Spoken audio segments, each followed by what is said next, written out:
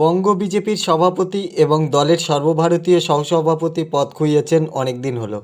এবারের লোকসভা নির্বাচনে পরাজিত হওয়ার পর সাংসদ তকমাও মুছেছে, কিন্তু তা সত্ত্বেও দলের একটি বৃহৎ অংশের কাছে দিলীপের গ্রহণযোগ্যতা যে কমেনি তা বুধবারের বৈঠকে বেশ স্পষ্ট হয়ে গিয়েছে। এদিন সায়েন্স সিটি অডিটোরিয়ামে তিনি পৌঁছানো মাত্রই নেতা, সাংসদ, বিধায়কদের তাকে প্রণাম নমস্কার করতে দেখা যায়। কেউ আবার জড়িয়ে ধরেন তাকে।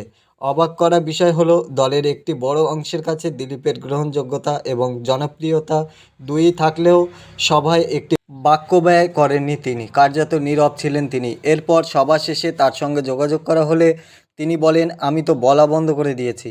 নির্বাচনী পর্যালোচনা বৈঠকের মুখে কুলুপ প্রসঙ্গে মেদিনীপুরের প্রাক্তন সাংসদের জবাব, আমায় বলতে দেওয়া হয়নি, সেই জন্য বলিনি। নেতারা বলেছেন, আমি তাদের কথা শুনে চলে এসেছি। যদিও এই সভা প্রথম নয়, বিগত বেশ কিছুটা সময় ধরে দল নিয়ে প্রকাশ্যে মুখ খোলা থেকে বিরত থেকেছেন দিলীপ। তবে দলের বৈঠকে তাকে এমন চুপ দেখে শুরু হয়েছে চর্চা।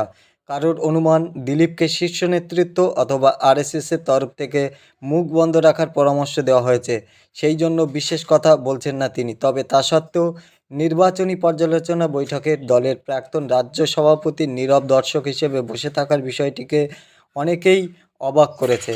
এদিকে কয়েকদিন আগে আবার রাজনীতি ছাড়ার ইঙ্গিত দিয়েছিলেন দিলীপ। এই প্রসঙ্গেও জিজ্ঞেস করা হয় বিজেপি নেতাকে। জবাবে বলেন, এখনও এই বিষয়ে কোনো সিদ্ধান্ত নেননি তিনি। তবে দিলীপ ঘোষ আগামী দিনে কোন দিকে পা বাড়াবেন সেদিকেই তাকিয়ে আছে রাজনৈতিক মহল।